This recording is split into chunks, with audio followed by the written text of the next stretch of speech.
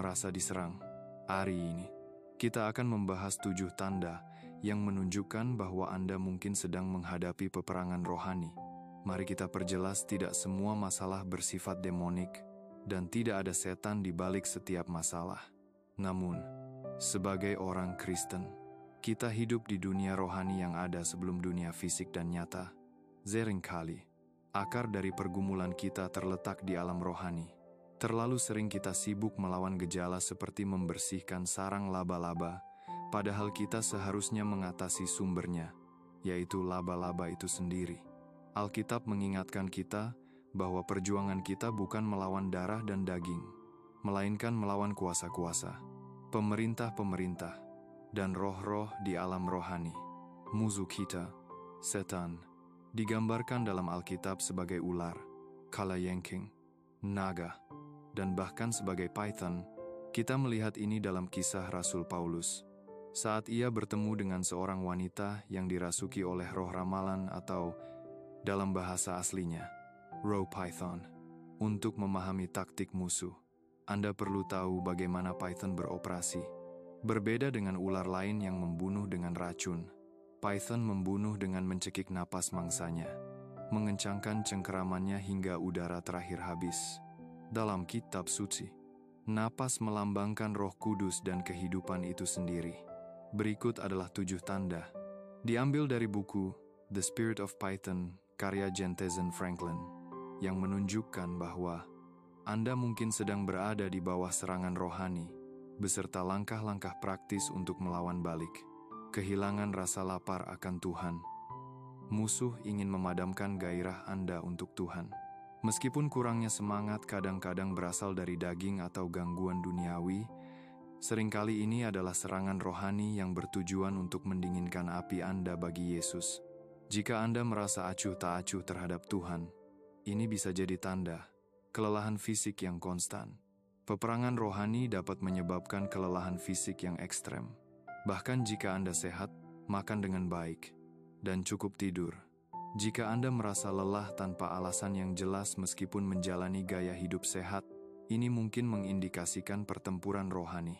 Serangan kekurangan, ketika masalah keuangan menumpuk secara tiba-tiba, ini bisa lebih dari sekadar nasib buruk. Meskipun penyebab praktis seperti kemalasan atau krisis ekonomi bisa berperan, kesulitan keuangan yang terus-menerus, terutama jika Anda disiplin dan rajin, bisa menjadi tanda serangan rohani. Kehidupan doa yang terganggu. Kehidupan doa yang lemah adalah target utama musuh. Jika waktu Anda bersama Tuhan terasa kering, atau Anda kesulitan berdoa secara teratur, musuh mungkin sedang berusaha melemahkan fondasi rohani Anda untuk memudahkan serangannya. Merasa sangat terbebani. Masalah kesehatan mental seringkali menandakan peperangan rohani, karena sebagian besar pertempuran dimulai di pikiran. Jika Anda tiba-tiba dilanda stres, kecemasan, atau keputusasaan, ini bisa menjadi tanda bahwa musuh sedang menyerang pikiran Anda. Kembalinya kebiasaan lama. Ketika kebiasaan lama yang merusak mulai muncul kembali, ini adalah sinyal peringatan. Musuh mungkin sedang mengetuk pintu, berharap bisa kembali masuk ke hidup Anda. Ini adalah tanda jelas dari peperangan rohani. Menarik diri dari komunitas Kristen. Jika Anda menjauh dari gereja atau sesama orang percaya, menyerah pada sakit hati, luka, atau isolasi, Anda sedang masuk ke dalam perangkap musuh. Keinginan untuk menghindari komunitas atau tidak pergi ke gereja, apapun alasan atau dalihnya, bisa menjadi serangan rohani. Kabar baiknya, Anda bisa melawan balik. Berikut adalah 7 langkah praktis untuk mengatasi tanda-tanda peperangan rohani. Masing-masing dirancang untuk menangkal serangan musuh. Beri makan diri Anda dengan firman Tuhan. Meskipun Anda tidak ingin melakukannya, benamkan diri dalam kitab suci.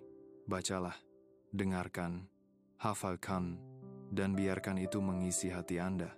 Musuh ingin membuat Anda kelaparan secara rohani, tetapi firman Tuhan adalah makanan Anda.